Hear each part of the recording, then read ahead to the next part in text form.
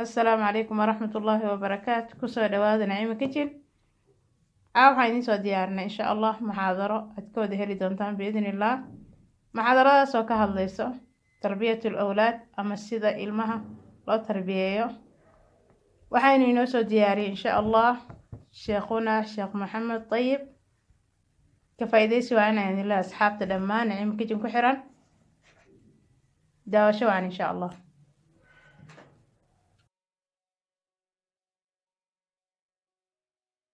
بسم الله الرحمن الرحيم. الحمد لله رب العالمين وصلى الله على سيدنا محمد. السلام عليكم ورحمة الله وبركاته.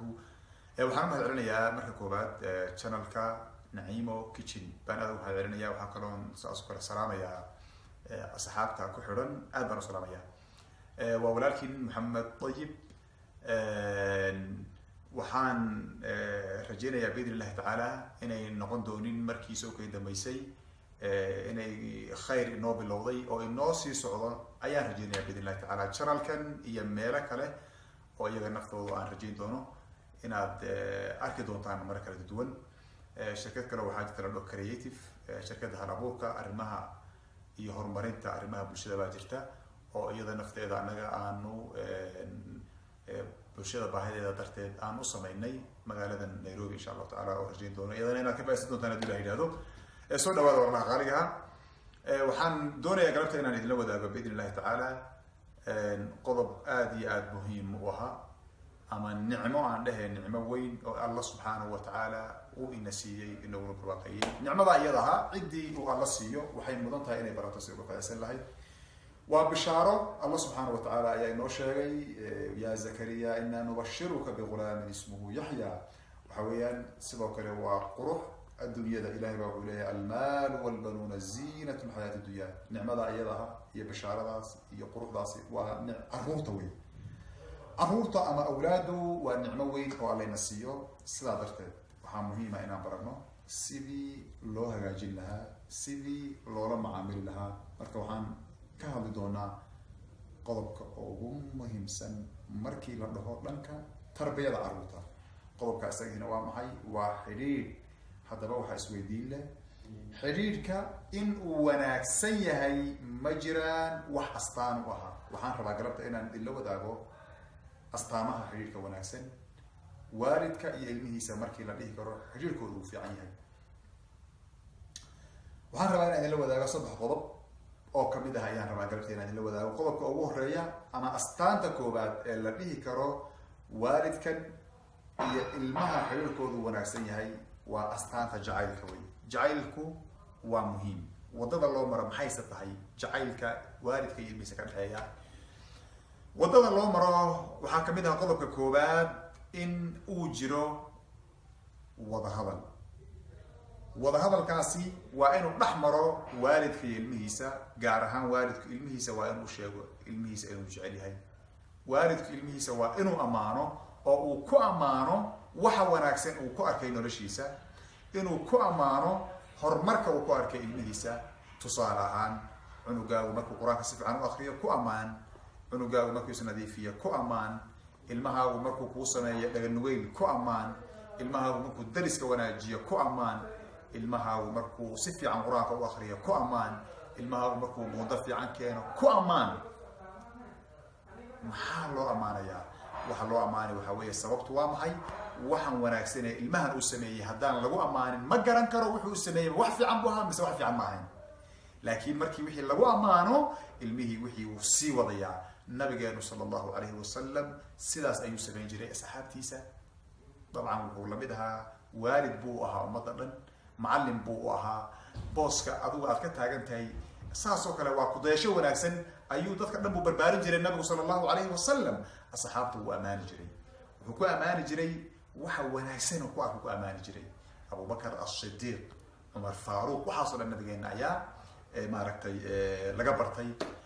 sayidina cumar allah ka raali noqday, sayidina yani cabdullahi bin cumar cafwan allah ka raali noqday, saxaabigii weynaa ee jaliilka ahaa, khaliifkii cumar ibn khadaab wiilkiisii weeye caalimkii cabdullahi bin cumar. maalin maalmaha kamid ayaa wuxuu leeyahay anigoo ciyaal aha oo walaashii xafsa waxay ahayd zawjkii, waxay ahayd ummuna xafsa, nabigeena sallallahu alayhi wasallam xaasaskiisa ayaa kamid ahayd. isagoo la jooga ayaa wuxuu yiri waan riyooday wixii riyadii manaamkii uu ku manaamay ayuu u sheegay oo uu dhahay nabiga ilaahay u sheeg. nabiga ilaahay Xafsa ayaa u sheegtay.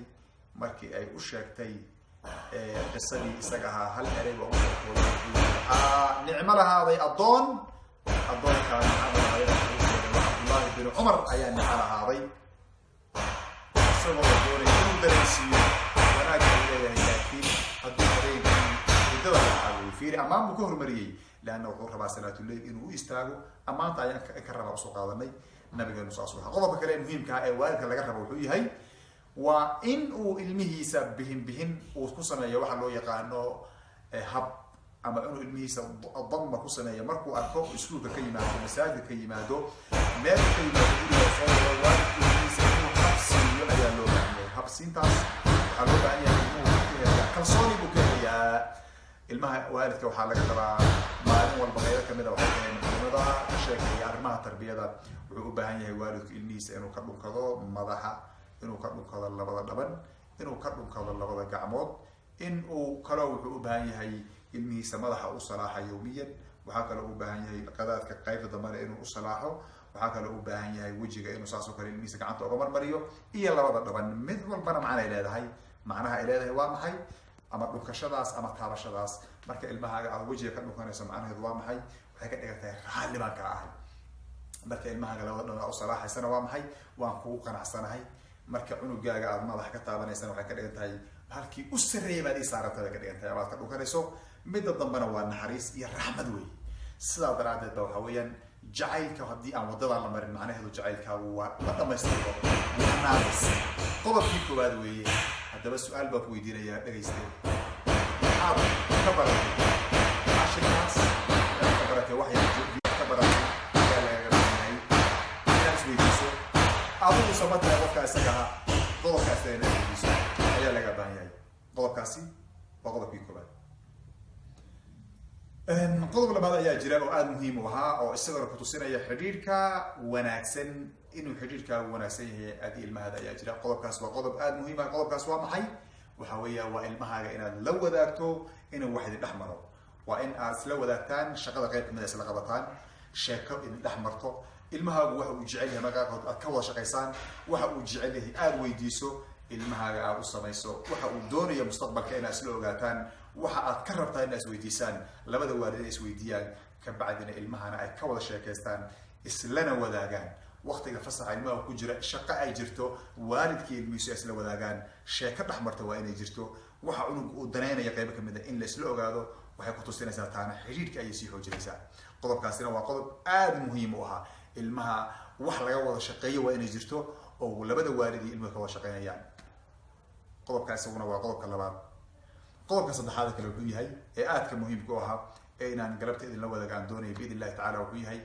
waa inuu jiro xidhiidh calaaqa sulukiya maxaa laga wadaa adiga waxa aad samaynayso waa muhiim cunugaagu waxa weye wuxuu ku eegayaa isqaabkaad u hadlayso waxa aad samaynayso ayuu ku eegayaa guriga waxaad ka samaynayso ayuu ku fiirinayaa habka aad u dhaqmaysa ayuu cunugaagu noloshiisa wax badan ku dhismayaa haddaba waxa aad la jeclaan lahayd ilmahaaga inuu noqdo adigu samee waxaad jeclaan lahayd qur-aanka inuu akriyo guriga dhexsa qur-aanka ku akriyo guriga dhexsa salaada ku tuko sunnada ku samayso markaad la hadlayso hadal fiican kula hadal adiga isqurxa nadaafada ku dadaal adigu waxa weeyaan martida soo dhaweey qaraabada xidhiidhi waalidkaa baari u noqo dadka kaa waaweyn ixtiraam kuwa kaa yarar u naxariiso dariska maarata qiimo u samee waxa aad doonayso maarata ilmahaaga inuu sameeyo adiguna samee qodobo kale aad muhiimna u jiraan جزاكم الله خيرا جزيلا إلهي وحن كبر يا إنه كلمة أيدها إنه أنفعه أجري يدا إلهي سبحانه وتعالى إذن كريم إنه أنفعه آد بعد السلامية قول يسبد البادي الرجالية السلام عليكم ورحمة الله وبركاته